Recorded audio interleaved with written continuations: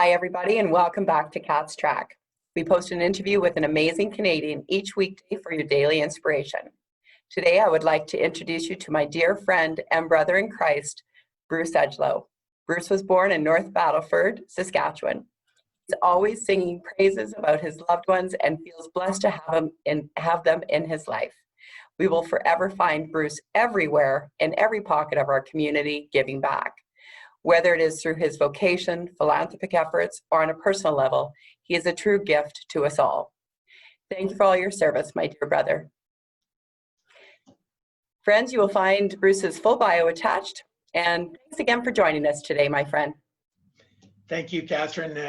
It's an honor to be part of Cat's Track. This is so cool, so delighted, and I look forward to the conversation together. Oh, that's so nice. Thank you. May we start with the questions that we sent you earlier? Yeah, it'd be great.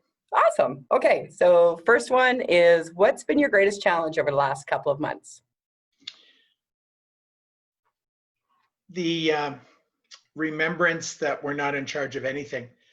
2019 for our firm EdgeMark was a year of a bit of political paralysis in the capital markets as we were trying to figure out who the provincial authorities were going to be, if there was going to be a change, and then certainly in the federal level. And so we all entered 2020 with a view of this is going to be good stuff, we're ready to go, we know what's happening, and let's go. And then something happened called COVID-19.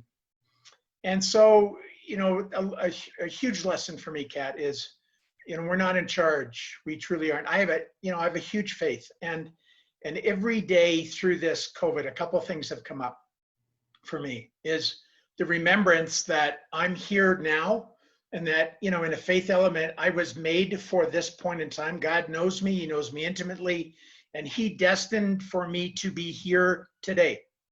Not 10 years ago, not 10 years forward. He's destined for me to be here right now. And he's also given me the tools for which I am to proceed each and every day. The challenge, of course, is to be mindful of that and not get taken out by it.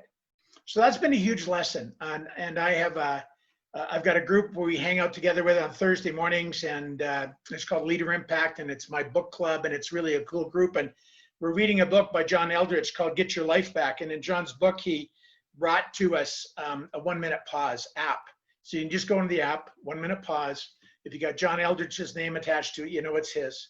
And John's app is an ability for us within a 1 minute, 3, 5, or 10-minute pause to just stop in whatever you're doing and get centered. And it's a way for, in my faith element, for me to, it's kind of like going back to getting my chi, right? Is to go back, what's grounding me? What is bringing me pause in my day because that conversation didn't go well, or I'm really anxious about this, or I don't know about that, and how do I actually remember where things are at? And so the 1-minute pause has been really important for me. And then the other piece around the last 2 or 3 months is Mark and I have been really taught in our practice to start every call with a check-in with people personally. And we're pardon me, I'm not going to label Mark. I'm an A-type. I want to get stuff done, get on with things. But it's really taught me to understand people first, family, and then team, and then we'll talk about business. And so it's really allowed me to slow down a bit. And when we start calls, we always just, hey, can we have a check-in? How are things? How are you doing? How's your family? How's your team doing? And through COVID, it depends where we were in the cycle, right? The first piece of it, we're all frantic. Like, what is going on? Second phase, it's kind of, now we're in it. Now the community's opening up a bit, and companies and individuals are more comfortable or not more comfortable. And so it's that opportunity to check in with people personally. And that's one of the things, Kat, that I hope that I will continue to do on a regular basis, is that personal touch base with individuals, because that's at the core of all relationships, plain and simple. I agree. I've always found you that way, though. You're always so caring for everyone. So nice. What are your 3 things that you'd like to share today? Well, I think the challenge, certainly through COVID and working from home, is this blur that can take place for us between work-life balance. You know, it's not uncommon for me to jump out of bed and sometimes throw last night's shirt on to jump on you know, my hair was long before phase 2 got started, but now it's short.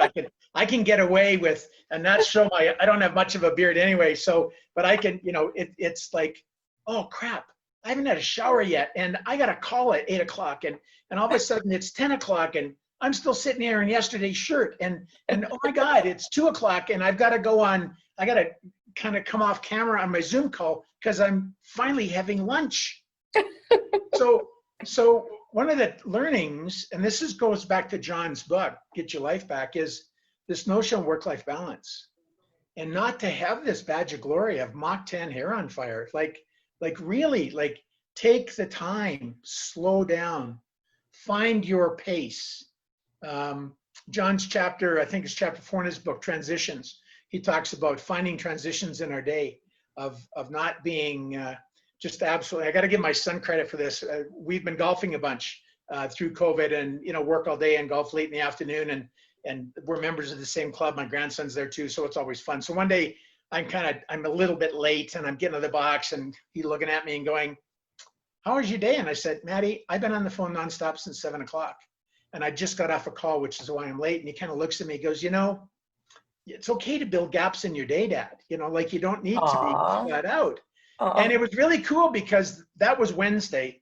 Thursday morning was chapter 4 on transitions. And there's the wisdom of my son telling me that, you know, hey, Dad, it's okay to have transitions. It's okay to have gaps. And it was like, COVID or not, like that's exactly right. Like give yourself time to breathe through things. Another one that I would say I want to pass on, this community of people in your lives. I was on a call with Abe and his team a couple of weeks ago, and I gave Mark Kolke some credit. Mark does a daily musings, Mark's musings. He's really cool. So and on Monday mornings, he does Mark's minute, Monday morning minute.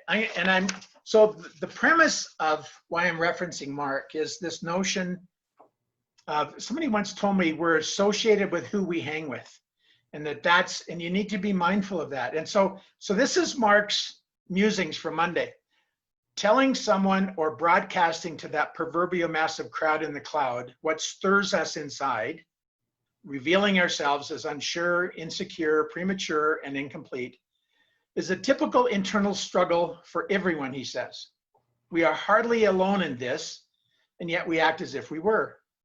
What we learn when we reveal what we don't know, what we haven't figured out yet, and what we wonder about and worry about, we open our emotional vulnerability to view, and everyone can relate to that.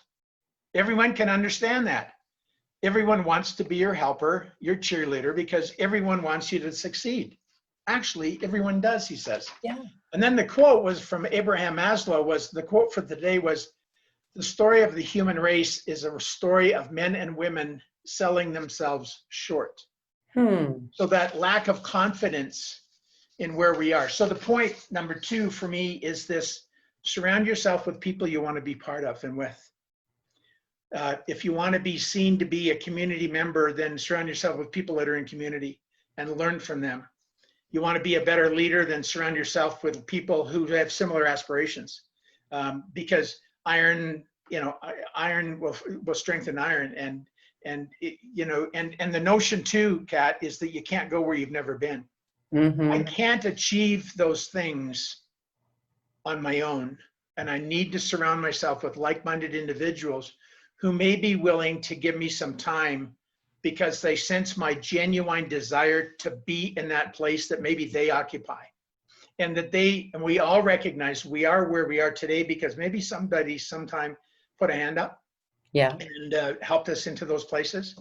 And, you know, this notion of community, I know that you had talked to Jeff Boyd. He's such a great guy at RBC, but I give RBC credit for my community involvement because many years ago, and I'm an old fart, many years ago, Royal taught me of how to get involved in community. And they did it through the United Way.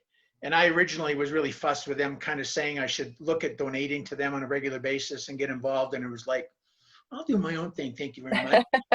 and then realizing that, oh my God, this is RBC talking. And look what they do. and look at the breadth and strength of them in the community. And so I got my head out of my backside and I got involved with them. And I still today, many years later, am still involved. I was on their board for 6 years.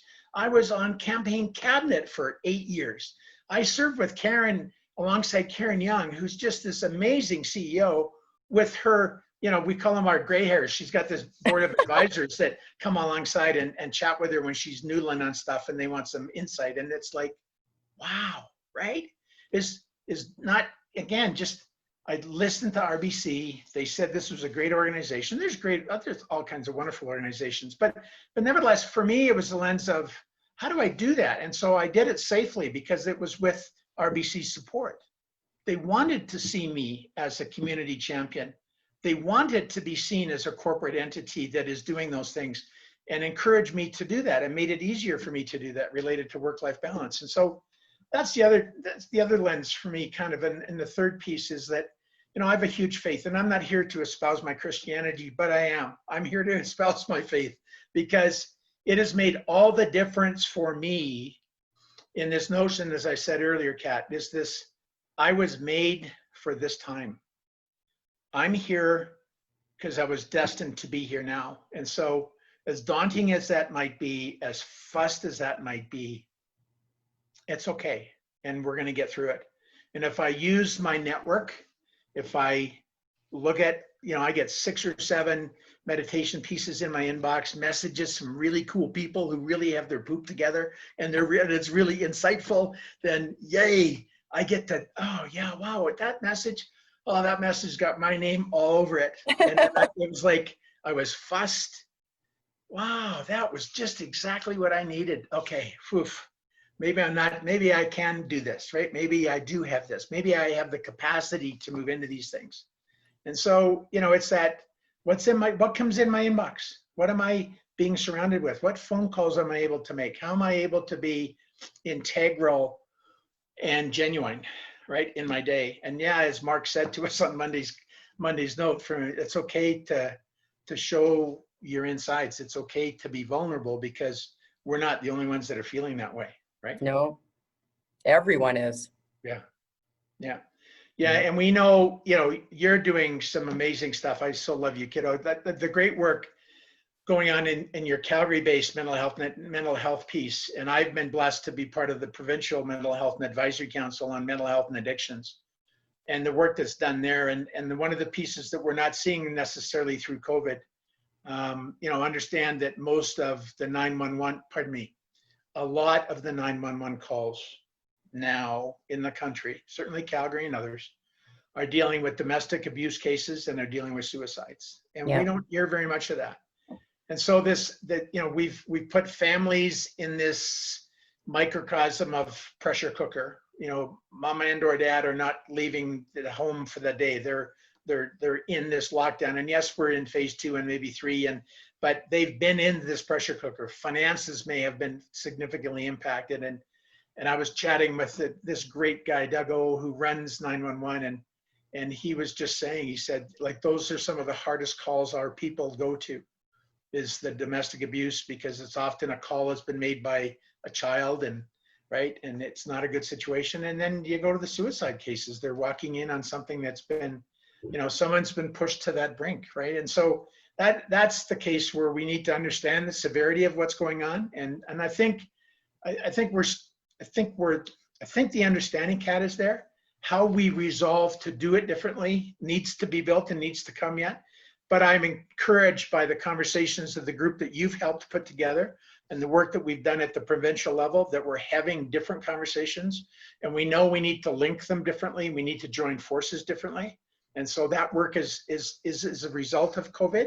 And it's never too late, right? Oh, It's never thank too late. you. I love it. Thank you, Bruce. Oh my gosh. We always have so many wonderful conversations. We do, kiddo. We do. And what would your good news or legacy story be for everybody? It really is, I think, the ability to, I'm not going to say thrive, but the legacy story is I made it through 2020, right? And the pace of it, right? We're July 1st next Wednesday. Right. Like, oh my heavens, where the dickens did the first half of 20 go? But you know what? The legacy is we're here to talk about it. We actually have made it through the first 6 months of 2020. And that in itself is something that we can go, okay, yeah, I managed that and that happened. And oh, I didn't see that coming. Yeah, okay, made it through that. And we've all got those stories. We've all got those stories. And I would not put any one of mine in front or on top of anyone else's. I just want us en masse to realize, wow, yeah, we've made it. We have made it to the end of June 2020 in spite of all these things. This is the black swan event of ever, because we've never had a world shutdown to the extent that we have in the days that we have it. Never. And so that's the legacy event. We're here. I get to be talking to my sweetie, just sharing with you. It's such great fun. And again, but in a bit of seriousness, is we've made it this far. There's more to do. There's more places to go. But you know what? We're better. You know, I don't want to be cavalier and say we're better off for it. But you know what? We've been challenged. We've met the challenges. I think, to be fair, when the family unit has come together in a more fulsome way, as so many have, I think of my gang and the stuff that we've done together with my son and wonderful grandson and daughter-in-law that live here, and the things that we've done together, just as a result of COVID. I mean, yay, right? But so we've all come through this. We're all here today, and with the notion, if I made it this far, God darn it, I'm going to keep going. When Dad was alive, he used to say, when you're going through hell, keep on going. Yep, that's right. Yeah, absolutely. Oh, Bruce, my dear friend, thank you so much for joining us today. I'm so grateful for your words of wisdom always, and thank you for your care and concern for our community, for our province, for our country. You're a good citizen, my dear friend. And thank you, Kat, for Kat's Track. This is just, why am I not surprised that you're doing this? And when I look at the people, it's like, what the heck am I doing on Kat's Track? You have had some amazing people, and I just very gratified to be able to be here with you for these minutes and sharing. It means a lot. So thanks. Aw, of course, you're on my first list. You're just a busy guy. Thanks again, Bruce. I appreciate you very much. I love you. Thanks, Kat. Take care. Love you back. Thank you. Everybody, that was Bruce Edgelow on our latest Cat's Track. I look forward to seeing you next time.